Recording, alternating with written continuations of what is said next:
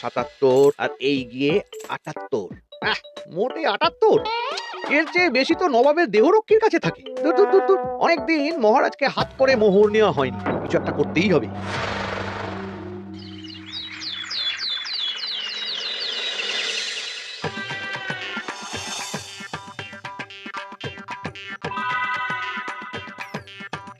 কই গো, কিছু কি ঠিক করলে? রাজকুমারের জন্মদিনে কি উপহার দেবে? হ্যাঁ গো, পেয়েছি। এই দেখো। উমা, এই যে তোমার ছোটবেলা সোনার আংটিখানা। হ্যাঁ গিন্নি, ঠিক ধরেছ। যেটুকু যা গয়না ছিল সবই তো দেওয়া হয়ে গেছে, নহে বিক্রি হয়েছে। আর তো কাউকে কিছু দেওয়ার নেই, তাই ভাবলাম এটাই উপহারে দিই। সে ভালো ভেবেছো। বেশ, আসি তাহলে। ওদিকে সবার দেরি হয়ে যাচ্ছে গিন্নি।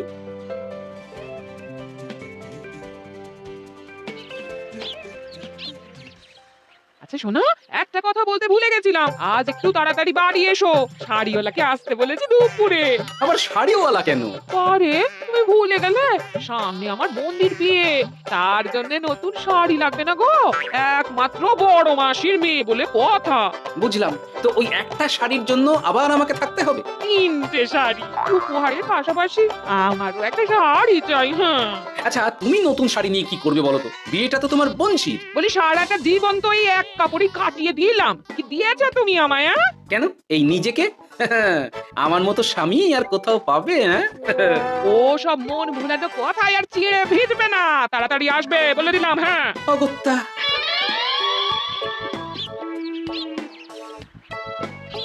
দূর, গিন্নিরও যত কথা সব বেরোনোর সব। আবার তাড়াতাড়ি ফিরেও আসতে হবে শাড়ির জন্য। দেখি মহারাজকে বলি অগ্রিম বেতনের জন্য, না হলে তো শাড়ি কেনা যাবে না। তাও একটা হলে হতো, কিন্তু এনাকেও দিতে হবে। আসলে সত্যিই তো, গিন্নি আমার কত যত্ন আত্তি করে, কিন্তু তাকে আজ পর্যন্ত তেমন কিছু উপহার দিতে পারিনি। না, গিয়ে বলি।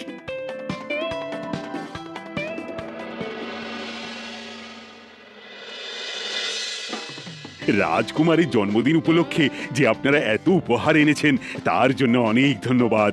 আপনাদের সকলের আশীর্বাদ ও ভালোবাসা আমি রাজকুমারের কাছে পৌঁছে দেব। এ আর এমন কি মহারাজ, জানেনই তো রাজকুমার আমাদের সকলের কাছে কত প্রিয়। ঠিক ঠিক। কিন্তু আমি অবাক হচ্ছি, আপনার প্রিয় গোপাল জন্মদিন ভুলে গেছে দেখে এখনো পর্যন্ত তার কোনো পাত্তাই নেই। হ্যাঁ তাই তো, গোপাল আসেনি কেন?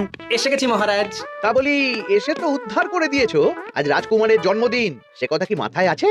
ক্ষমা করবেন মহারাজ, আসলে ওই রাজকুমারের উপহার আর গিন্নির আবদার এসবের জন্যই আমার দেরি হয়ে গেল আর কি। এই নিন রানীমা, আমার তরফ থেকে রাজকুমারের জন্য ছোট্ট উপহার। অনেক অনেক ধন্যবাদ গোপাল। তবে মহারাজ, আমারও একটা অনুরোধ ছিল। কি? আমাকে যদি অগ্রিম বেতন হিসাবে কিছু মোহর দেন, তাই নিয়ে আমাকে একটু তাড়াতাড়ি বাড়ি ফিরতে হবে। উনি বলবেন আর ওনাকে দিতে হবে, মামা বাড়ির আবদার। যেটা জানেন না তার মাঝে এত কথা বলেন কেন? হ্যাঁ, আসলে মহারাজ, আমার গিন্নির বোনের মেয়ের বিয়ে সামনে, তাই গিন্নি আবদার করেছে ওই নতুন শাড়ি কেনার জন্য। জানেনই তো বিয়ে বাড়ির কত খরচা, তাই।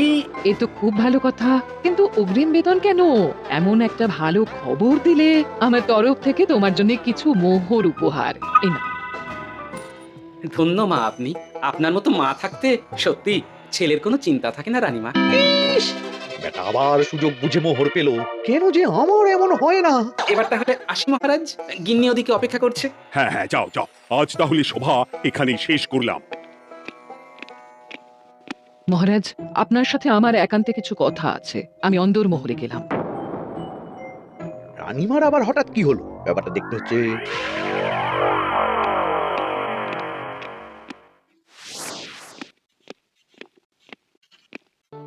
আজ আমি বুঝতে পারছি আপনি আমাকে একদম ভালোবাসেন না মহারাজ। ও কি কথা বলছো রানী? একদম ঠিক বলছি। নিজের গিন্নির আবদার মেটানোর জন্য গোপাল কত ভাবে, নতুন শাড়ি কিনে দেওয়ার জন্য অগ্রিম বেতন অব্দি চাইলো, আর আপনি? আমি তো রাজা, আমি কেন বেতন চাইবো? সেটাই তো, রাজা হয়েও আপনি কখনো এমন কিচ্ছু করেননি, কিচ্ছু না। আহা, রাগ করে না, আমি তোমাকে সব থেকে সুন্দর শাড়ি উপহার দেব। একেবারে সোনার সুতোর কাজ করা মুক্ত বসানো শাড়ি। এমন শাড়ি কেউ কখনো দেখেনি। ও মা, সত্যি? আচ্ছা, এই ব্যাপার। গোপালের কথা শুনে এবার মহারাজ ও রানীমাকে উপহার দেবে? ধুর, আমারই ভাগ্যটা খারাপ।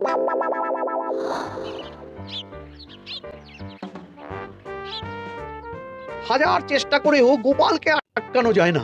দূর দূর দূর, আমি যা চেয়েছিলাম তা ওই গোপাল পেয়ে গেল। ও কি গো, তুমি তো কার সাথে কথা বলছো? দুর্ভাগ্যর সাথে। কি সব অলক্ষণের কথা? কি হয়েছে? কি আর হবে, সবই তো তোমার দোষ। আমার দোষ? হ্যাঁ, তুমি আমার কাছে বায়না করো না কেন কিছু? তুমি বায়না করনি বলেই আজ আমি রানীমার কাছ থেকে মোহর পেলাম না, কিন্তু গোপাল পেয়ে গেল। এবার বুঝলাম। ঠিক আছে, এখন তাহলে বায়না করছি, তুমি কাল গিয়ে সেটা রানীমাকে জানাবে। ঠিক আছে? হ্যাঁ, করো করো করো, বায়না করো, বায়না করো। কি চাই কি চাই কি চাই, পেয়েছি। তুমি রানীমাকে গিয়ে বলবে যে আমার একটা সোনার হার চাই। এই না হলে আমার বউ। দারুণ চাল চেলেছো।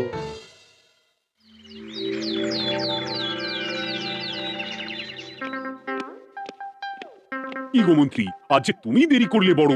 আগে মহারাজ, আমাকে সময় নিয়ে শোনাতে শোনাতে মন্ত্রীমশাইয়ের মনে হয় নিজেরই সময় জ্ঞান খারাপ হয়ে গেছে। তুমি থামো তো মহারাজ, আমারও খুব বড় একটা বিপদ হয়ে গেছে। একমাত্র রানীমাই আমাকে বাঁচাতে পারবেন। আমাকে একটু ওনার সাথে দেখা করার অনুমতি দিন মহারাজ। কিন্তু তোমাদের রানীমা তো এখানে নেই। আসলে জানোই তো যে কুমার অনেক দূরে থাকে, তাই গতকাল রাতেই রওনা দিয়েছে। ঠিকই, রানীমা নেই, এবার কি হবে আমার? কেন কেন কেন, কি হয়েছে? আসলে মহারাজ, আমার বউ আমার কাছে সোনার হার গড়িয়ে দেওয়ার বায়না করেছে, তাই আমার। বুঝেছি বুঝেছি, চুপ করো তুমি। এখন তোমাকে মোহর দিতে পারবো না। কেন মহারাজ? পরের মাসে দিতে পারবো। আসলে তোমাদের রানীমাকে সোনার সুতো দিয়ে কাজ করা এক শাড়ি উপহার করেছি সদ্য, যার জন্য অনেক খরচ হয়ে গেছে। তাহলে আমার সোনার হার পরের মাসে গড়িয়ে দিও। এটা তো ঠিক না। গোপাল আপনার প্রিয় বলে যখন যা চায় তখনই সাথে সাথেই পেয়ে যায়, আর আমার বেলায় এমন।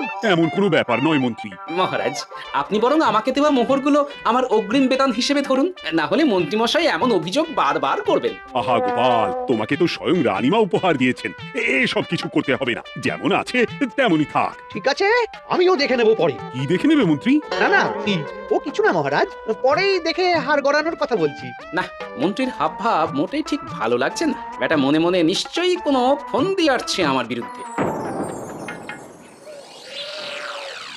কিছু একটা করতেই হবে।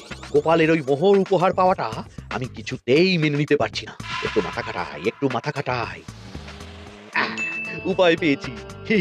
আমাকে এখনই নবাবের কাছে গিয়ে মহারাজের নামে বলতে হবে।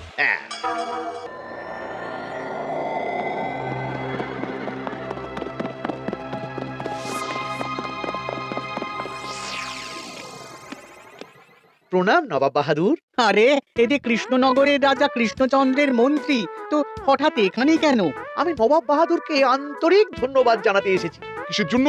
এই যে আমরা খুব খুশি রাজা কৃষ্ণচন্দ্রের মতো একজন শক্তিশালী রাজা পেয়ে। শুধু সামরিক বলেই নয়, আর্থিক, সামাজিক, রাজনৈতিক সব দিক থেকে। আর এটা সম্ভব হয়েছে আপনার মতো একজন নবাবের মহারাজের ওপর কৃপা দৃষ্টির জন্য।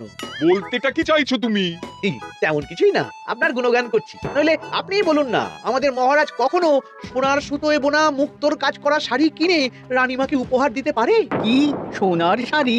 হ্যাঁ, এমন দামি শাড়ি যা হয়তো নবাবের কাছেও নেই। ঠিক আছে ঠিক আছে, তুমি এখন আসতে পারো। আর শোনো, আমি তোমাদের রাজ্য পরিদর্শনের জন্য লোক পাঠাবো। কবে কখন সেটা কাল তোমাদের সূচনা পাঠিয়ে দেবো, কেমন? তো, ঠিক জায়গাতেই আগুনটা ধরিয়েছি মনে হচ্ছে। বেশ। ব্যাপারটা আমার মোটেই ঠিক লাগছে না উজির। কৃষ্ণচন্দ্রর মতো এক সামান্য রাজা এত দামি শাড়ি কিনলো কি করে? কালো বাজারি করছে না তো? আমিও একই কথা ভাবছিলাম হুজুর। এক কাজ করো, কালকে কৃষ্ণনগরে খবর পাঠাও। দুদিন পর রাজকার্য পরিদর্শনের জন্য তুমি সেখানে যাবে। সব খতিয়ে দেখবে, আর কিছু বেগতিক বা গরমিল দেখলে সেটা বাজেয়াপ্ত করে নেবে, কেমন? আর কে হুজুর?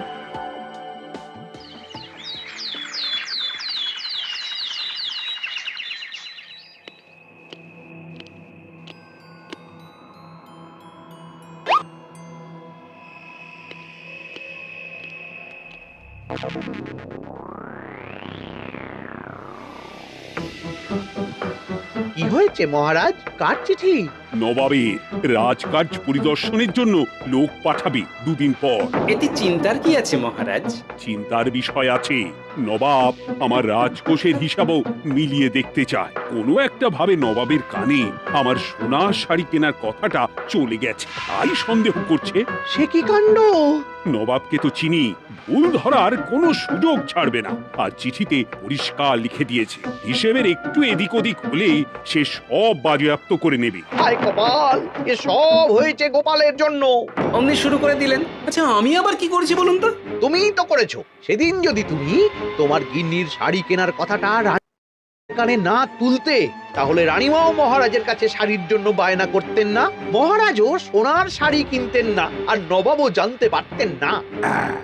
একদম ঠিক কথা বলেছ মন্ত্রী, সব দোষ তোমার গোপাল। মহারাজ, আপনি এমন বলছেন? হ্যাঁ বলছি, কারণ এটাই হয়েছে। দুশ্চিন্তায় এখন মাথা খারাপ হয়ে যাচ্ছে আমার। আমি জানি না তোমার জন্য আজ অব্দি এমন বিপদে কবে পড়েছি। এবার তোমাকেই এখান থেকে বেরোনোর উপায় বের করতে হবে। আর যদি তা না করতে পারো, তাহলে আজ পর্যন্ত তোমাকে যত মোহর উপহার দেওয়া হয়েছে, সেই সব উপহারের মোহর ফেরত দিতে হবে। সব মোহর যে প্রায় খরচ হয়ে গেছে মহারাজ, আবার আমি কোথা থেকে পাবো? সেটা তুমি জানো। এইবার গোপাল ভালো মতো জব্দ হয়েছে। এই যে লঘু পাপে গুরুদণ্ড। গোপাল পড়ল ফাঁদে। এমন দেখে মন্ত্রী হাসে আর আমার মনটা কাঁদে।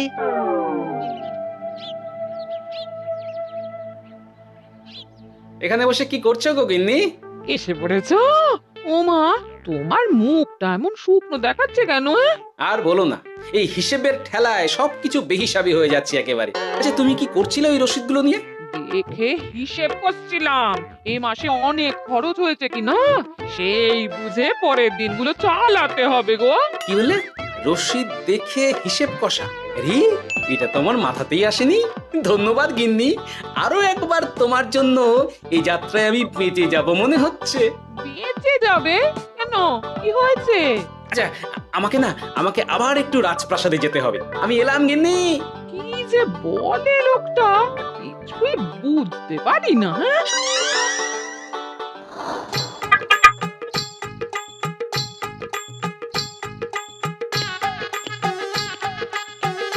আসতে পারি মহারাজ? এ কি গোপাল, তুমি? আর কোনো চিন্তা নেই মহারাজ, নবাবকে হিসেব বোঝানোর উপায় পেয়ে গেছি। কি বলছো? কি কি কি উপায়? এই দুদিনে আপনি শুধু সকল প্রজাদের কাছ থেকে পুরনো রসিদ সংগ্রহ করুন, তাহলেই কেল্লা ফতে। তাই নাকি? আর নয়তো কি? তবে এ ব্যাপারে মন্ত্রী মশাইকে কিন্তু কিচ্ছু জানতে দেওয়া যাবে না। শুধু আমি যা বলছি তাই করুন মহারাজ। সে তো বুঝলাম, কিন্তু প্রজাদের থেকে পুরনো রসিদ সংগ্রহের কথা ঘোষণা করলেই মন্ত্রী এমনি জানতে পেরে যাবে। চিন্তা করবেন না মহারাজ, আমার কাছে এটারও উপায় আছে। আপনি শুধু খেয়াল রাখবেন যাতে এই কথা পাঁচ কান না হয়। বাকিটা ভরসা রাখুন, কৃষ্ণনগরের একটা ঘাসও নবাব বাজেয়াপ্ত করতে পারবে না।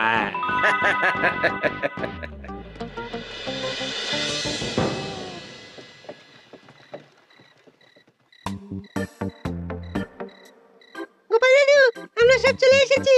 ভালো সময় এসেছিস, তোদের দাদুর ভবিষ্যৎ এখন তোদেরই হাতে। আপন করে বলছো কেন দাদু? আমরা থাকতে তোমার কিচ্ছু হবে না। শুধু বলো না কি করতে হবে। জানি তো, তোদের যেটা করতে হবে সেটা হলো সবার বাড়ি বাড়ি গিয়ে পুরনো রসিদ সংগ্রহ করতে হবে। এই ব্যাপার, এটা আর এমন কি? কিন্তু কেউ যদি জিজ্ঞাসা করে কেন যাইছি, তখন বলবি যে ওই গোপাল দাদু ওই টোঙা বানাবে বলে পুরনো কাগজ চাইছে। আচ্ছা, আমরা এক্ষুনি নিয়ে আসছি। যাক, প্রথম ধাপ হয়ে গেল, এবার পরের ধাপের প্রস্তুতি। যাই, একবার বরং বিজ্ঞানীর কাছ থেকে ঘুরে আসি। বিজ্ঞানী, ও বিজ্ঞানী, বাড়ি আছো? আরে গোপাল যে, এসো এসো ভেতরে এসো।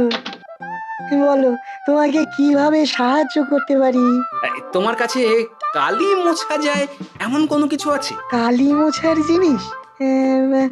হ্যাঁ, একটা তরল রাসায়নিক পদার্থ আছে যেটা সব ধরনের কালি তুলে ফেলে। দাঁড়াও দিচ্ছি। অনেক ধন্যবাদ বিজ্ঞানী।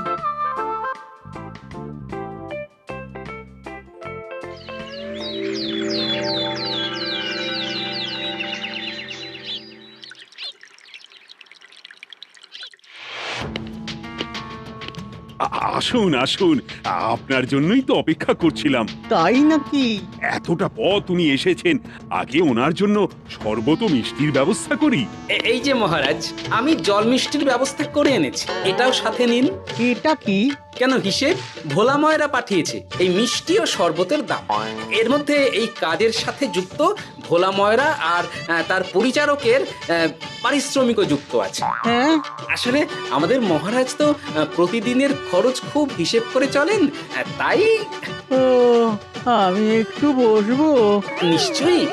ওই তো ওদিকে বসার জায়গা। আপনি কি হাওয়া খাবেন উজির সাহেব? তাহলে রশিদে ওটাও যুক্ত করব। মস্করা হচ্ছে? আহা, রেগে যাচ্ছেন কেন? আপনার সাথে মস্করা করার মতো স্পর্ধা আমার নেই উজির সাহেব। আসলে মাসের শেষ তো, তাই একটু বেশি হিসেবে চলতে হচ্ছে আর কি। আমাকে হিসেব দেখাচ্ছ? আর রাজা কৃষ্ণচন্দ্র যে সোনার সুতোয় বোনা শাড়ি কিনতে পারলো, সেটার হিসেব কোথায়? একটা সামান্য রাজা এত অর্থ পায় কোথা থেকে? এ আবার কেমন কথা? মহারাজ যা কিনেছেন সেটা তো তার জমানো অর্থ দিয়েই কেনা। আমি বিপথে কোনো কাজ করি না। সেটা তো রাজকোষের হিসেব দেখলেই বোঝা যাবে। শুনে রাখো গোপাল, একটুও যদি হিসেব এদিক ওদিক দেখি না, তাহলে সব বাজেয়াপ্ত করে দেব। কোনো চালাকি নয়, কোনো চালাকি নয়। বেশ, তবে করুন হিসেব। আমাদের কাছে কিন্তু সব কিছু রসিদ আছে। কই গো, আনো সব, আনো আনো।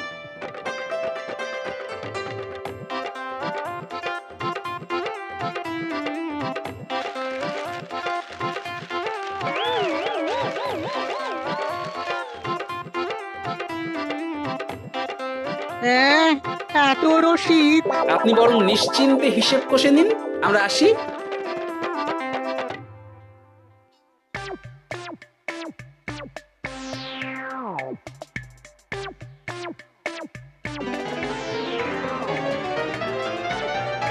ওই বাবারে, এত হিসেব কষে কষে তো মাথা ঝিমঝিম করছে, খিদেতেও পেট চুই চুই করছে।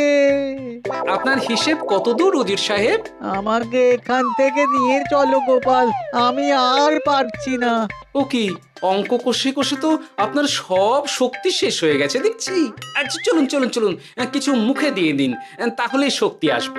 তাই চলো।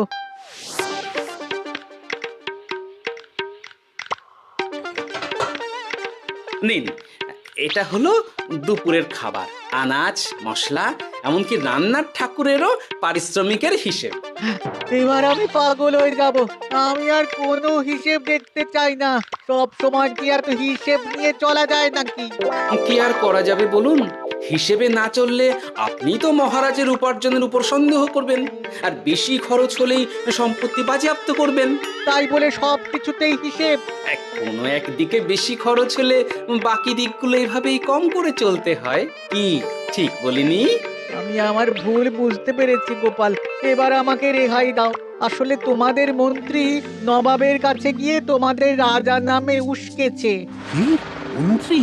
এই রে, খেয়েছে, এবার পালাতে হবে দেখছি। ঠিক জানতাম, মোহরের জন্যই এত কিছু। তাই তো নবাব এমন করেছেন। বেশ, এবার আমি ফিরে গিয়ে নবাবকে সব জানিয়ে দিচ্ছি। সত্যি গোপাল, তোমার তুলনা হয় না। আর মন্ত্রী, আগে মহারাজ, তুমি যা করেছো তার কোনো ক্ষমা নেই। তোমার জন্যই আমার এত হয়রানি হয়েছে। ভুল হয়ে গেছে, আমাকে ক্ষমা করে দিন মহারাজ।